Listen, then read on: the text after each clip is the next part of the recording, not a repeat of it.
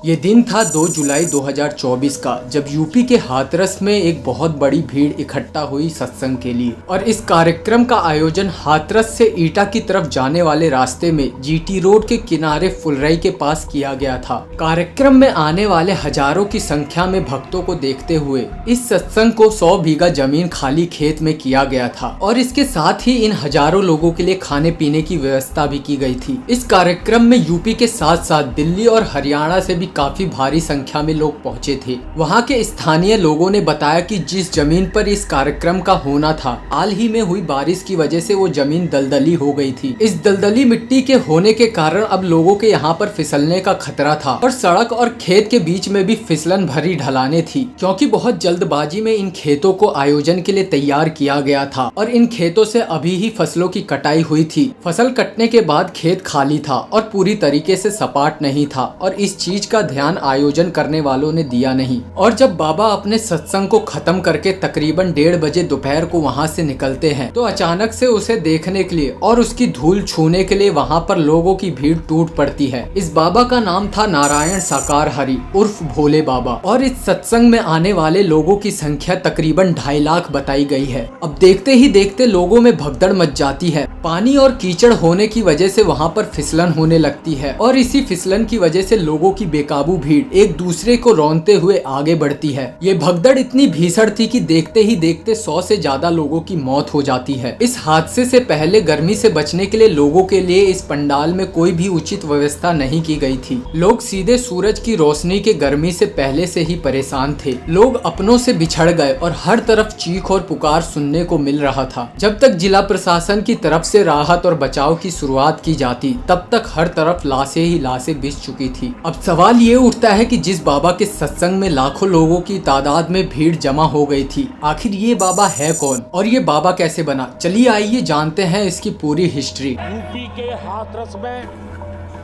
जो भगदड़ हुई, उसमें अनेकों लोगों की दुखद मृत्यु होने की जानकारी आ रही है।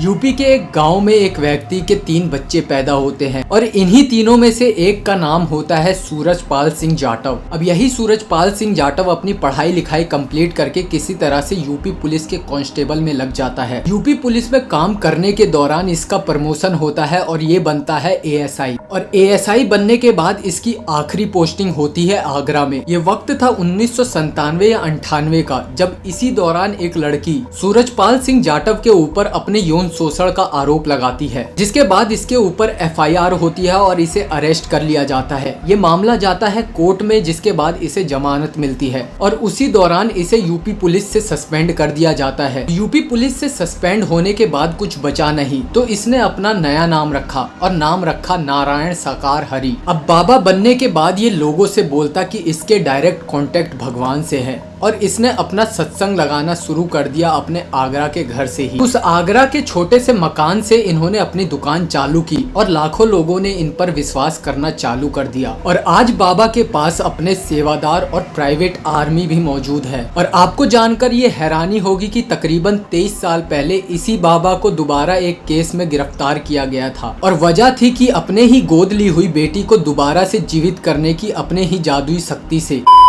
आगे बढ़ने से पहले हम बताना चाहेंगे कि अगर आप भी अपनी जिंदगी में कुछ करना चाहते हैं या अगर आप भी अच्छी अच्छी स्टोरी सुनना चाहते हैं तो कुक्कू एफएम का सब्सक्रिप्शन ले मात्र 39 रुपीज में। इसमें आपको इतनी बढ़िया बढ़िया ऑडियो बुक्स मिलती है सुनने के लिए, जिससे कि आप बहुत सारी अच्छी बातें सीखते हैं और अपनी पर्सनैलिटी को डेवलप करते हैं। तो मैंने डिस्क्रिप्शन में लिंक दिया है, अगर आप वहां से जाकर डाउनलोड करेंगे तो आपको शायद कुछ एक्स्ट्रा ऑफर भी मिल जाए, या तो आप मेरा कूपन कोड भी यूज कर सकते हैं। तो जल्दी जाए अभी सब्सक्रिप्शन ले ताकि प्राइस कहीं बढ़ ना जाए।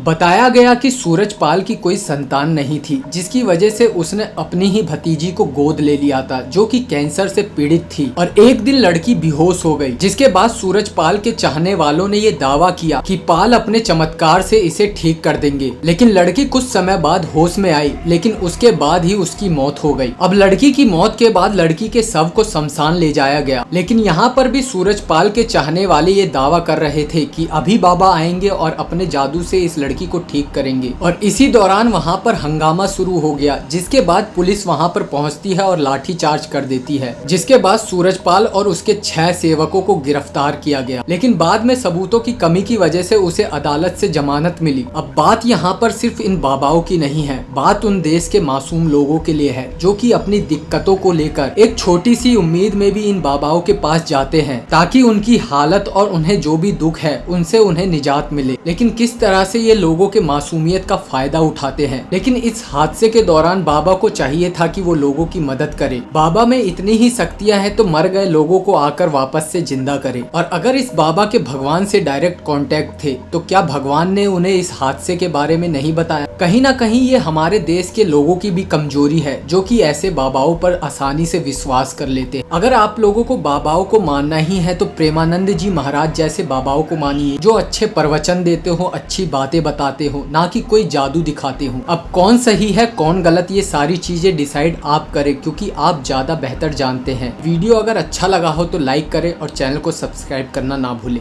धन्यवाद।